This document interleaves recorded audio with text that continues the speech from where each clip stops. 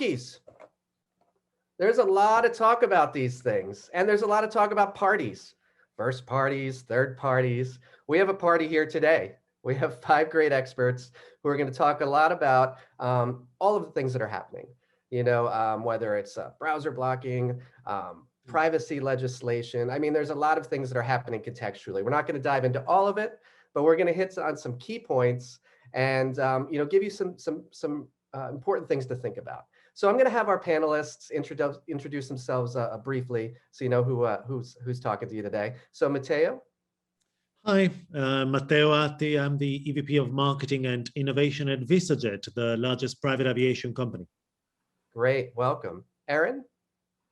Hi, my name is Erin Lachlan, and I'm the Director of Ad Tech Products and Services at Dow Jones. Welcome. Scott. Hi, my name's Scott Curtis. I am the Global, excluding US, Digital and Innovation Lead at Spark Foundry. Great to have you. Janet? Hi, everyone. I'm Janet Bayless, and I'm a partner with EY. I lead our Chief Marketing Officer practice, and I also lead what we call Customer and Growth Markets, which is anything in the customer journey. Terrific. And Andrea? Hi there, my name is Andrea Zapata, and I'm with Vivo. I head up our West Coast multicultural and local sales, and it's good to see you all. Wonderful. So as you can see, we have a terrific mix of folks here today. I'm going to just jump right into it. So Matteo, when we were talking about all of this stuff, you made a comment that the deprecation or the disappearing of the third-party cookie wasn't exactly climate change. So let's just start there, and then we'll. Well, you got quite a nice party here, and we're going to talk about cookies. And I think because we're a brand that focuses on the high-end part of the market, we are okay to keep the cookies in the jar, right? So realistically, I'm of that age when I existed before cookies. I know it's hard to believe that that time existed, and I used to do marketing before cookies existed. And I think that, like everything else, like the pandemic that hit us all, moments like this need simply ask us to change the way we think, change the way we look at things. Realistically, cookies are not going to be the thing that destroys every marketeer out there. Great. So, well, on one hand, you have that cookies have been a very reliable and useful source of marketing decision, marketing funnels building, etc. What we will see is if the change is for all, as provided we are in a fair environment where every brand is submitted to the same regulations and to the same rules, we have incredible experts around here in this call. And I'm sure that today we can find some new routes for our life after the cookies. Absolutely. Yeah, I mean, it's certainly an interesting moment, but should we be that, sort of flip about this moment that's where things are changing? Like, what are some of the things that we should be looking out for or cautioning it against? And I'll open that to the group. I don't think we can be quite, if you say flip about it. I think it's got some pretty dramatic implications for how we think about marketing. And I worry that a lot of marketers are going to be caught a little bit flat-footed when we actually get, for example, to January 2022. Right now, we rely on a lot of third-party data, and I think everyone's at a different stage of preparedness in terms of how much first-party data they have, whether or not they've really contemplated thinking and acting differently in a world where they won't have access to be able to drop these third-party cookies via the browser the way they were before. And so it has implications for the ads people see. It has implications for the growth objectives a lot of companies have, particularly coming out of COVID. A lot of acceleration of digital, a lot of acceleration of D2C strategies and e-commerce. A lot of people are really relying on performance marketing and a whole heck of a lot of stuff that relies on targeting. And some of the tricks we had up our sleeve, it's not that we can't get to a new future. To Matteo's point, I think we can come up with new ideas, but it does require us to think differently, because the end-to-end visibility that we might have been able to have for audience targeting or ad tracking, it's not quite what it will not be quite what it was in this phase of the ecosystem's development.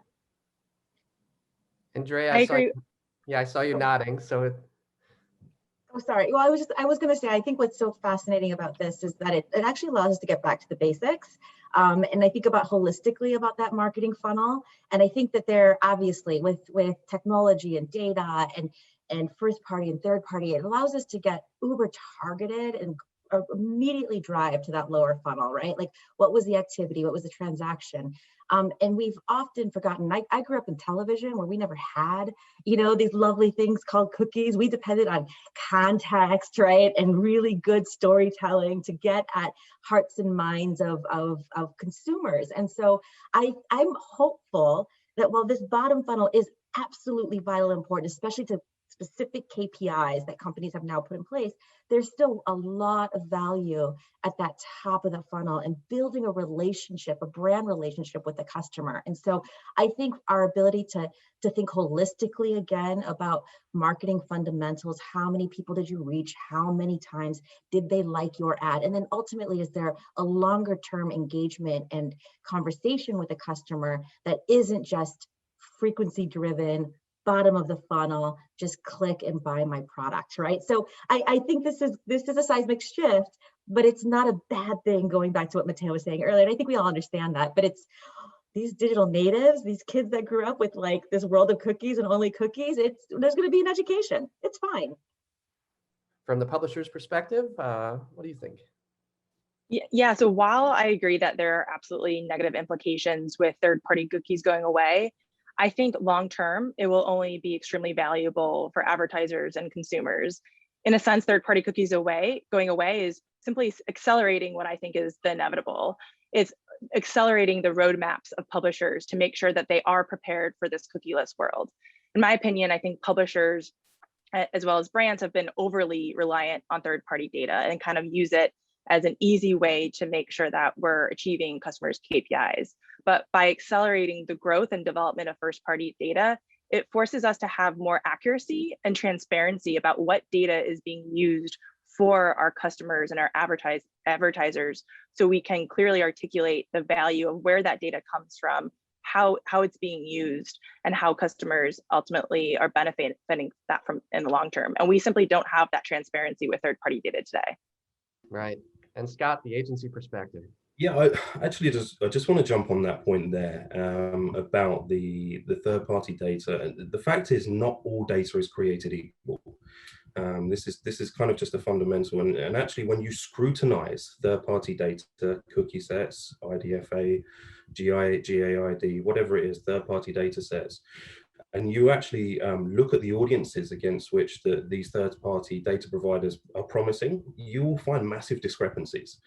And I think what has happened there really is that we have lived on a promise of personalization. As an industry, we have said to ourselves, we have said to everyone who will listen, actually, we can target one for one, and we can really drill down to a person. But when you have data sets that are unequal, what you end up doing is annoying people, and we've seen that, with ad blockers, with privacy concerns, with the likes of Safari, Firefox, and now Chrome all acting to eradicate the third-party cookie. They've taken that positive action. They've cut deeper than GDPR, they've cut deeper than CCPA to protect their consumers in this changing world. And I think it's incumbent on us, when we're looking at the new solutions that are out there, things like server-side cookies, login IDs, people-based IDs, ID graphs, and so on, that actually in tomorrow's world, we shouldn't just blindly accept the data that we're being presented as being, all equal. We should scrutinize that data and ensure that the people that we're targeting, we're not annoying, and we are providing utility, personalization, and relevance to. I agree with Scott on that. I mean, the reality, Kenneth, is that first-party data is a different beast. It means a data point that matters to you because you've selected which one you wanted to collect. It means that it's aimed at your service. It's not a generic demographic data. It's aimed at Scott calling me up because he wanted a flight, and I discussed with him and I discovered things about him, or he filled up a piece of auditing that was prepared in view of offering a service. And I think this amount of big data we've been offered for years has taken us away from which is the data that we really want to hear about. Terrific. Yeah, I mean, there's been a lot to unpack already with what everyone said, but I think one of the things that I kind of get obsessed with is the value exchange, for the consumer when it comes to getting data and what they get from it. And when you're talking to a consumer now, how do you make them understand what's going on, and how do you make them understand the benefit, for you, the business, and for your clients and whatnot? So I have two examples for you. One is our real cookies. We define real cookies. Our cabin hostesses inside the cabin noted down that Kenneth only had half of his tea because it was not of his taste, and next time I'll give him a better tea. So real life observation, no digital screens in between. I know it sounds impossible, but there's still people meeting these days and having a face-to-face relationship. And this is one thing, right? So human interaction and data collection that is done face-to-face and is done in real time. Then there is another element. I was exploring last year, or maybe a couple of years ago, DMP solutions, right? So GDPR came in, CCPA, other data regulations. I started being a little bit more doubtful about some DMPs. One thing that I was shown just a couple of months ago was a Data Lucent. I don't know if you guys heard about it. It's a new system where customers are actually able to sell their data to the brands they love.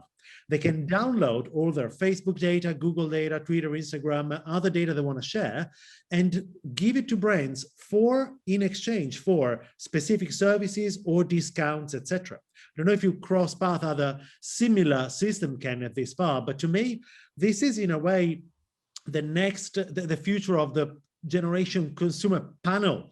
It's where Kenneth will tell me exactly what he wants my brand to know about him, so that we have the trust and exchange based on what he feels comfortable sharing.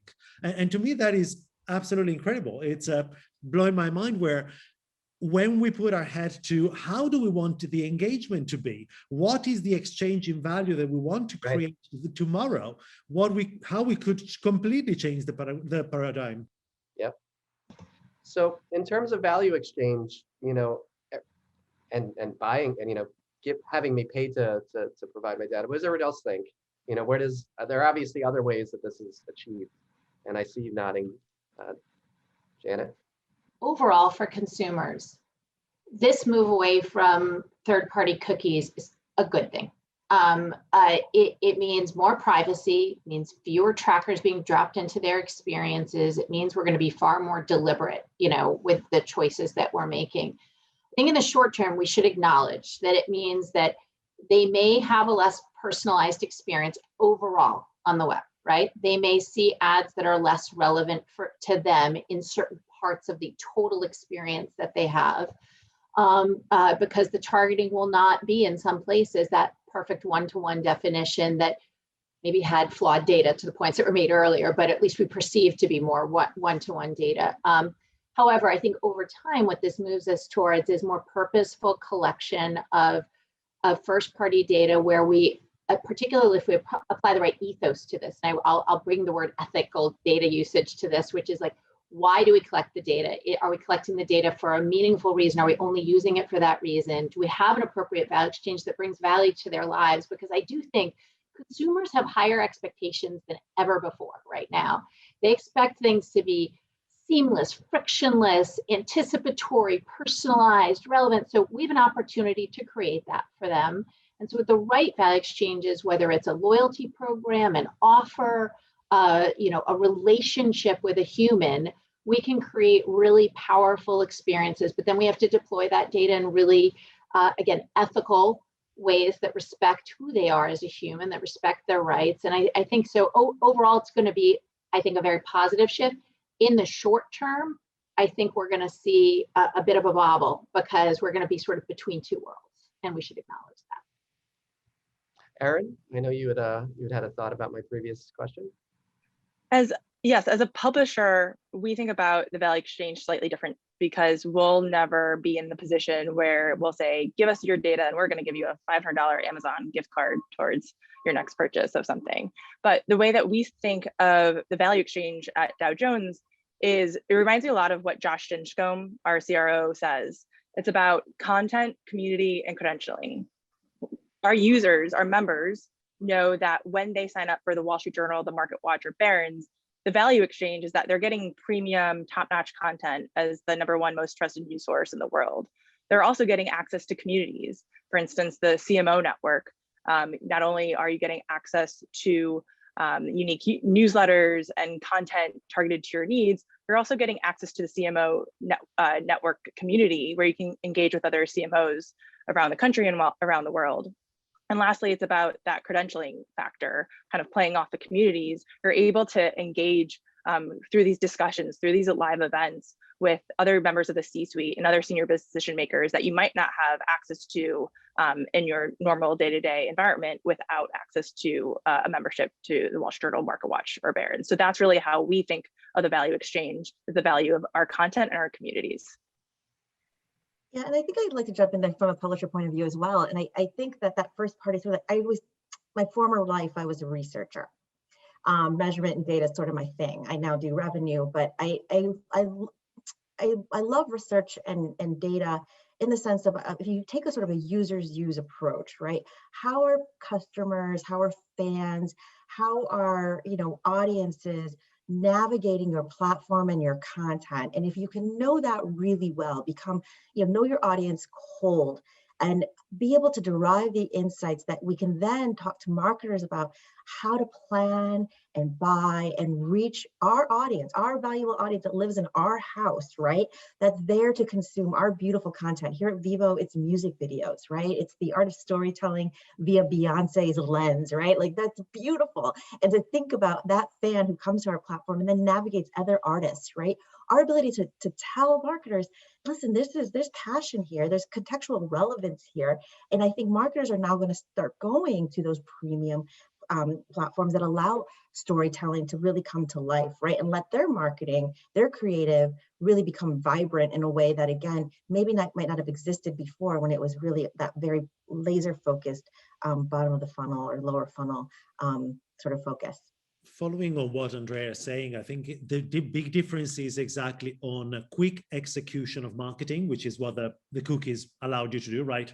Simple decision-making, measured, change, adapt, test A and B and go on and keep churning, right? And it forces us to go back to the old idea of creative services with the media. The team at Wall Street Journal I work with is fantastic for that.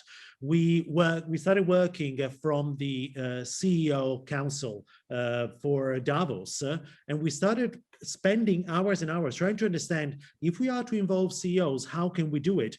And we came up with the idea of having a CEO coach paid by VistaJet and offered to the best CEOs, and those sessions, or some of that, would become available online for other CEOs to take inspiration from. So nurturing the CEO skill sets, allowing the CEO to say things and gain visibility, engagement element for the Wall Street Journal to create a sense of community, and for VistaJet, being in the room with our future customers, showing them that we think of them under so many different levels that we are ready to be a real trusted partner for them. That is a little bit more complex than going for a cookie. Absolutely. So Scott, I know you have a few thoughts about this.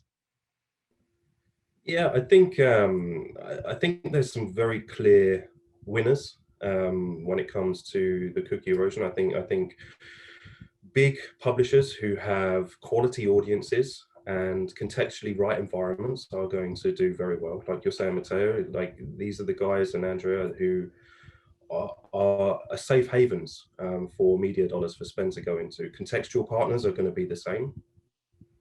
You've got the likes of walled gardens as well that we predict that money's going to flow into, so Facebooks and Amazons. It's the programmatic side of the equation really that is having to adapt massively for the changing of the world, because it's an industry that has been built with data as its fuel. That is the the lifeblood of programmatic, is third-party cookies, is device IDs.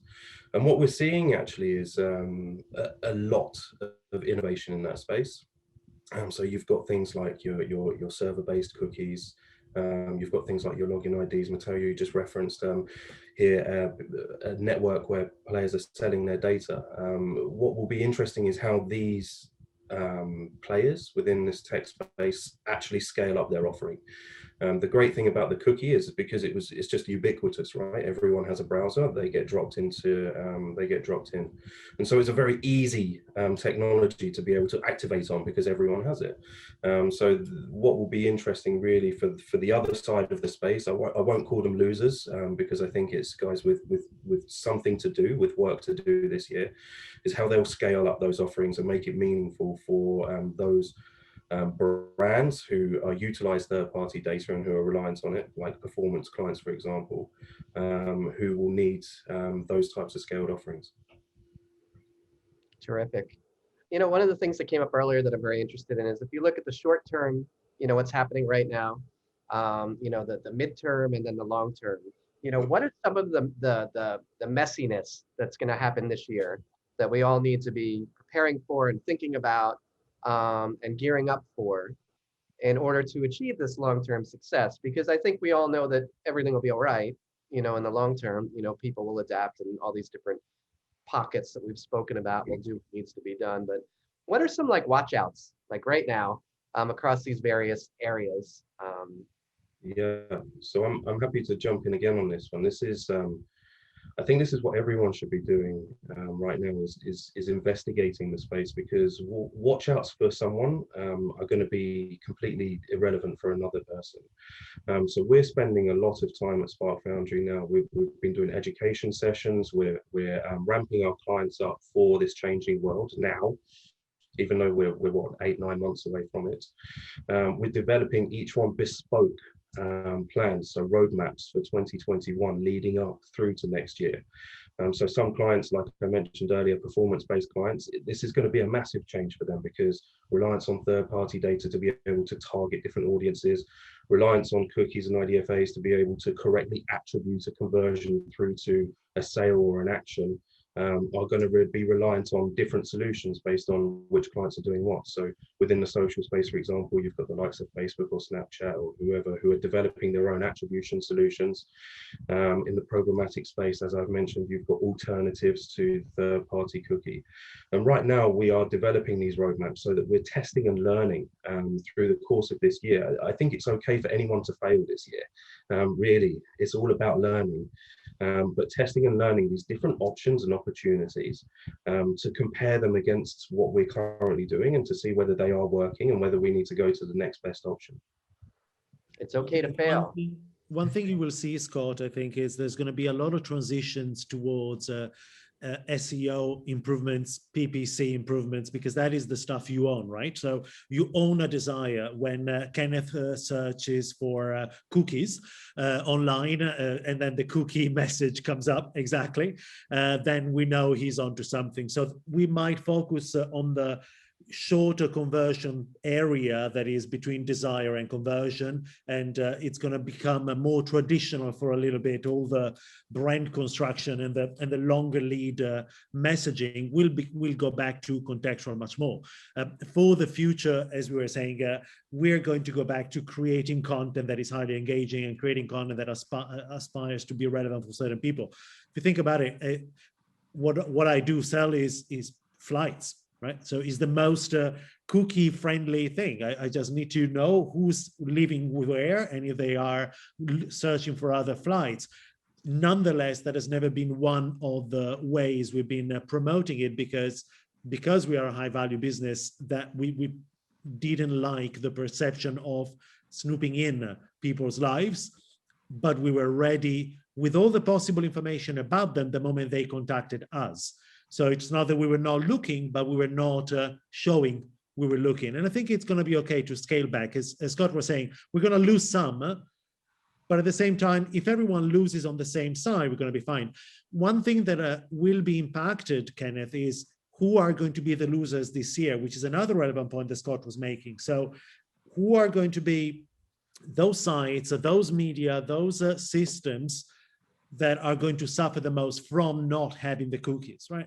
So is it the smaller scale companies, are they going to be thrown out of the market because they don't have the people like Scott spending time with them or saying, hey, let's do a scenario A, B, and C, let's go through it, let's test it this year so that in the shortest amount of time you get to the next best world. I think that is going to be, the real loser is going to be people who don't have this kind of expertise in-house or through the agency. Great. So everybody else, thoughts about preparing, educating, transitioning, to your customers? Sure. I'll jump in. I mean, I think the arc of the story sort of looks at today. I think we have a reasonable level of around audiences. We have a reasonable level of interoperability. It's going to be followed by a midterm of not a lot of interoperability, which is why we're going to have to test and learn. We're going to kind of have to put band-aids on the solution, which hopefully will be followed by a long-term different solution for interoperability, which I think, and a lot of industry organizations and trade associations are looking at, what could that be? Is it, some form of digital ID? By the way, at some point, do consumers monetize themselves? So I think from a marketer's perspective, when we look, whether it's, whether we're looking top of funnel, bottom of funnel, brand marketer, performance marketer, that we could debate whether that's a false dichotomy, by the way, but we won't digress. But if we just look at that, I think in the short term, we're going to see, a lot of education on, I think you're going to see CRM and media coming closer together in organizations from a marketer perspective. A lot of emphasis on people thinking about how to take the levers that they do have at their disposal to accelerate their first party data, because again, first party cookies are not going away, right? Like that is still okay, right? So it's not cookieless, third party cookieless. So we should clarify that. I think people should jump in and probably support the industry initiative. So it's not just test and learn individually, but test and learn as an industry, because we really do need some dialogue here. I think in the short term, people are probably going to look at publisher side alternatives and contextual things that may not be their ideal. Whether it's, for some people, they may have to rely on something that's a cohort, whereas, alternative or a contextual alternative or a publisher side targeting alternative that may not have been what they wanted, but for now it's their next best alternative to what they had before. But over time, I think we'll also see a lot of second party data partnerships and emphasis on those relationships. Over time, though, if we can get back to that interoperability, but better, privacy controlled, transparent, protecting the consumer oriented interoperability, that's a better, more functioning marketplace in the end. What else should we be looking forward to? I just wanted to also touch on what Scott and Janet were saying, is that you can't underestimate the importance of education and your messaging. You don't have to be 100% ready right now, but what you do have to have 100% clarity on is what your roadmap looks like, at least, and it's okay, and your messaging. You don't have to say, this is exactly how we will avoid all of the risks associated with third-party cookies, but you do have to be very clear about what the steps you are to better understand that space, or to better understand how you're going to support your clients. And I think what's really important is, in the past, first party data, a lot of people have envisioned it as more of a, here's my first party product, but that's no longer going to be the case. It's that everything that you do should be driven by first party data.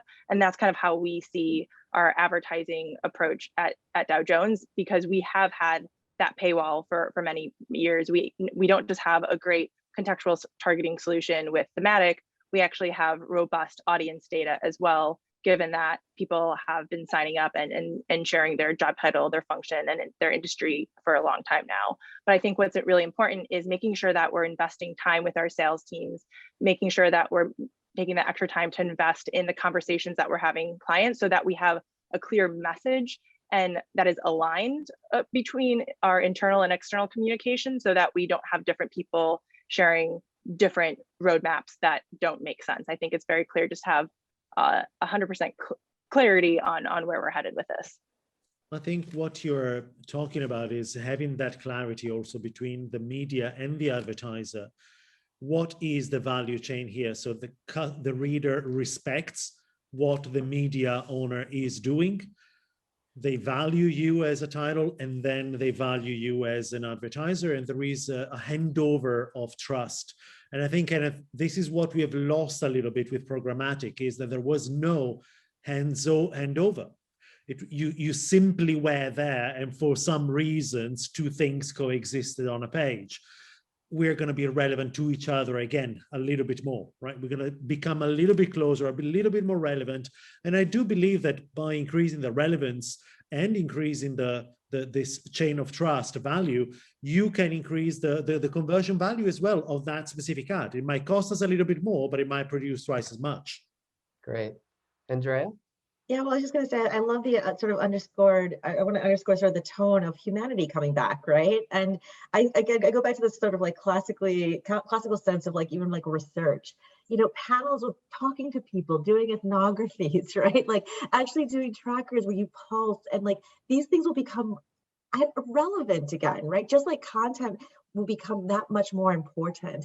I think this connection and our ability to build meaningful relationships will also now rise to the top. And it's not about instant gratification anymore. And I keep going back to this, but it really is long-term engagement. And so I don't know. I think that this will be the year of education. We're going to learn a lot. Let's do some learning agendas, right? And do it together. To Janet's point earlier, the more that we can do this collectively and not in silos or in vacuums, I think the better the outcomes will be, and we'll be more prepared. That's very idealistic. We're doing these in our homes, this Zoom thing, right? It's a hard thing to get collective at this point, but it will benefit, I think, the long-term impact of this. So that's all. Great. So at this point, I'm going to go around the horn. I'm going to ask everybody to give, you know, sort of one actionable insight, one point to, you know, give people inspiration or something they should just be doing right away. And I'm going to go in the order that I introduced everybody. So Matteo, you can be first. Well, I think what I'm looking forward is to find ways to make customers speak again. Instead of just doing, I want them to ask. I want them to ask brands. I want them to showcase and tell brands, I want to be contacted. I want you to know this about me. I want you to be relevant in my life. That is what I would like to do. And I think brands have to facilitate spaces and ways in which people can have their truth told and can have their needs expressed. And then the brand can capture it and serve it. Great. Erin? I think while there's a lot of uncertainty with cookies going away, there are a few things that are still certain and will never change. That if you partner with publishers who have premium content, where you know you're going to be in brand safe environments, and you have transparency into their data, and that they're using effective data and targeting solutions, you'll be in great hands. Okay, Scott? Yeah, so I'm really looking forward to the fact that we are living through a really seismic time at the moment, and the decisions that we collectively make now are going to leave a legacy. And this really hasn't happened since the birth of mobile, and I was lucky enough to work in mobile as it was exploding, and I really enjoyed treading the untrodden path. And I think it's great that all of us here I mean, I see a lot of nodding heads now. I think we're all excited for the future. Uncertainty is exciting, it's dangerous. There's going to be new opportunities, and I think that we're going to be crafting a better future for digital advertising. Terrific. Janet? I think so many of us preach about customer centricity, and I think it's an opportunity for us to really be human-centric, for us to shift from a transactional mindset, which I think this whole cookie-filled world has habituated us to, where we think in a campaign mindset and we think in terms of that moment in time and the return on spend in that moment. And this is a chance to think of customer lifetime value and really shift on how we invest in relationships with humans, between a brand, a publisher, an agency, with humans that are ultimately driving the marketplace for all of the products and services that we hope, and the brands that we hope to build. Terrific. Yeah. Andrea. I guess it's all of what we said, right? And I think, you know, it's interesting because with cookie going away, right? So we can't target individuals. That's not bad, but we'll learn about cohorts. Cohorts are a wonderful thing, right? Like we'll think differently in more aggregated ways. And like to Scott's, you know, all of our points, this is going to be a fun learning process. It's not going to be the end of everything, but I think it will be, again, a renewed sort of like humanity that we're all sort of underscoring here. So we'll learn it together.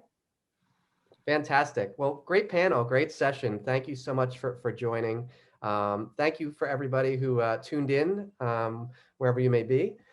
We hope this was helpful, and we hope you enjoy the rest of the festival. And goodbye for now.